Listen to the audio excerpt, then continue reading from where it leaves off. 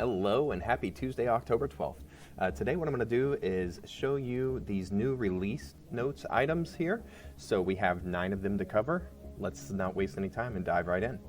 So first and foremost, engagement. How to stop and restart a campaign. So let's open this. It's going to open in a new tab. And what we're going to do is first provide you a piece of recommendation. So for me, I have 2 screens I'm working with here, and generally what I'll do is put the instructions for these release notes to explore the new items in one window or in one screen, and then on the screen I'm working in, I'll keep the software open, so that in that way I can read what what I need to do and follow along in the actual software. So it's just a little maybe common sense to everyone, but it makes the process roll smoothly. So here we go, how to stop and restart the campaign. So what we're gonna do is navigate to engagements, then click on analytics and click on the drop-down arrow icon beside the email campaign that you wish to stop. So I don't have any running right now, but I'll at least show you how this works and where it's at. So if I go into engagement here, email campaigns, analytics, and then I have one that I need to stop, a pause button would appear here if there were one running, right? So because there is not one running, I don't have that pause button. But once I select the pause button, if I needed to, maybe I'm getting a whole bunch of bounces or things like that, and I just want to pause so I don't ruin my email reputation. Perhaps that's the reason why. Then a resume button would appear in its place after you press pause. Okay, so let's go on to the next one. That's a new feature there. User settings, lead source, and download reports, access restrict. So let's see what they're saying here. So in this case, it's going to be talking about feature restriction. So let's go to settings. So I click on my icon, I click settings, it's going to open up this panel, and we're going to go to restrictions. And in this way, I can manage all the users and what they're seeing. But for this specific release, what we have are 2 new columns. So lead source, add, edit, delete. So lead source appears in pipelines, maybe elsewhere. I'm kind of new to the system, so I'm kind of learning along with you. And this download section is also new. So there we go. Nice way to control who sees what in your system.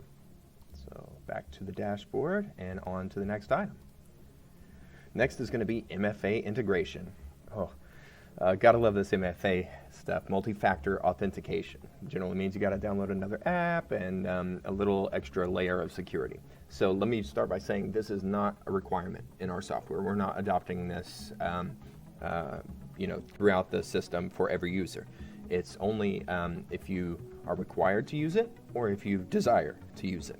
So in this case, what I'm going to do is navigate to settings, where I was, and then down to the bottom, MFA. And here we would select yes.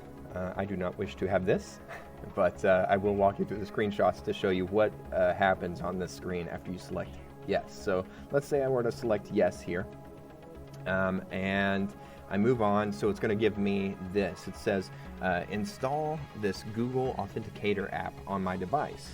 So I'm going to download the app by this link, and then I'm going to use that app to scan this specific QR code, and it's going to know then who I am, and I'm going to type from my phone the numbers that I see or code that I see into these 2 consecutive boxes here.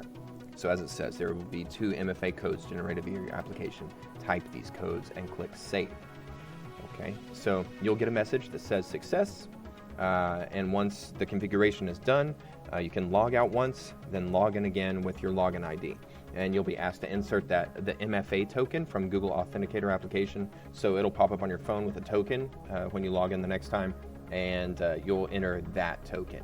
And that's the process that'll be from there on out. So it'll just be enter that MFA token. All right, let's move forward. So the next, gotta reduce the screen size back to normal there. Next thing we're gonna look at is a contact upload with multiple agents. So here we're gonna navigate to contacts, click on the 3 dots and select upload contact. All right, let's do that. So go to contacts. I'm gonna click on the 3 dots, upload data, not contact. Typo, that's Part of being a startup, to catch things on the fly. And then it says to download the sample file. So that's this one that says the file for your reference. So what you're going to do is download this, and it's going to pop open a file. And what you're going to do is open that up, and it's going to look something like this. I'll just zoom in again since my video was covering the download. And here where it says agent in this blank field, what you're going to do is list the agents. So you're going to list them with commas in between and no spaces.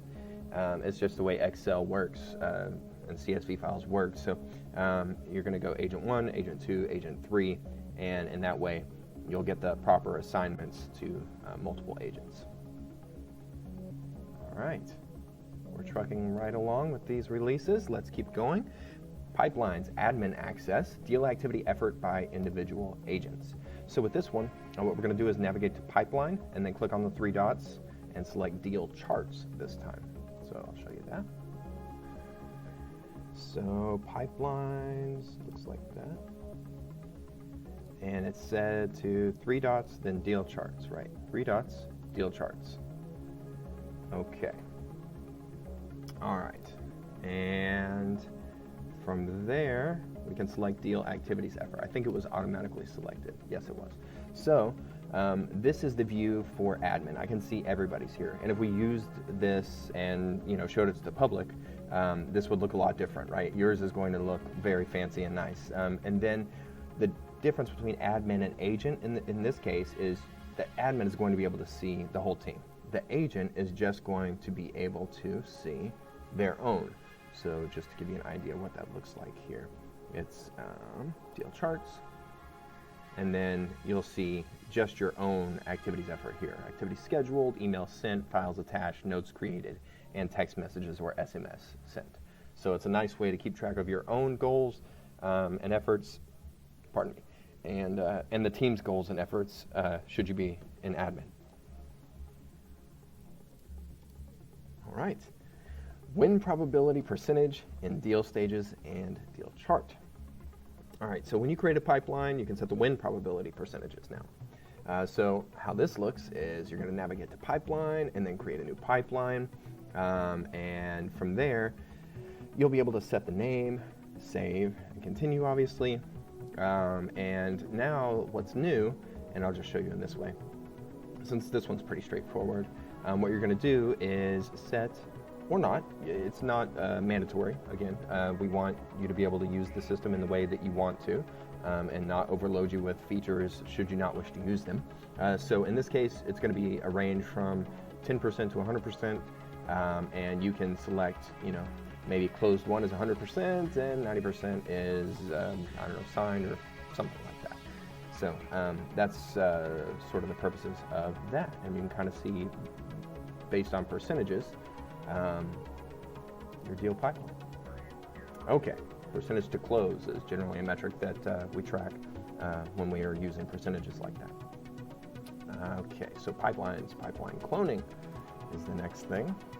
So with pipeline cloning, we're again going to navigate the pipeline, select the pipeline that you want to clone, click on the 3 dots and clone the pipeline. So this one's also pretty straightforward. Click on the 3 dots and you can see the clone pipeline button here. So with that, it looks like you're just going to press clone and then confirm what you just did by selecting yes. Once done, you're going to get a success notification. The clone pipeline with the same name will be created with all the stages, automation, and lost reasons in it. And you can edit from there if you want to make it a little bit different. But it's a nice way to expedite that process. Okay. 2 more. So filter by policy status in Book of Business report. So this one currently is only for AMS 360, but I'm still going to show you kind of what this would look like and how to get there. So what you're going to do is navigate to reports and go to Book of Business, and then we're going to group by filter. So I notice a lot of people don't spend much time in reports, but it's actually quite powerful. It can help you in business decision making. So let's go. Follow the instructions here. Reports, Book of Business, group by filter. All right, reports, and we're in Book of Business here, and then filter by, let's say, policy status active, fine. So it was already kind of there. But let's say we want to, if this were AMS 360 and we were grouping by AMS policy status, right, that option would be there if we were AMS 360 and had that integration set up. And then what you would do is, let's just click on Sharwani here as an example. You would click into the policy number here, and then you would get the details here and be able to sort and filter.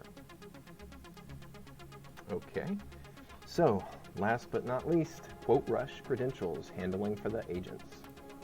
All right, so this is going to walk you through exactly how to set up the Quote Rush Radar integration. I won't do that. This one is very thorough. You can see it's different from the other explanations. There are a lot more screenshots. It's going to go step by step and show you exactly how to accomplish this integration. And it is, it's thorough. So let me know, let any of us know, should you have any questions, what you can do there. With any of these things or any other issues that you're having is simply open up the chat bot here and send us a message should you have any issues, have questions, product suggestions or feature suggestions, anything like that. Feel free to send us a message here and we'll get back to you as soon as we can. Thank you so much for being a valued InsuredMine customer. Have a great day.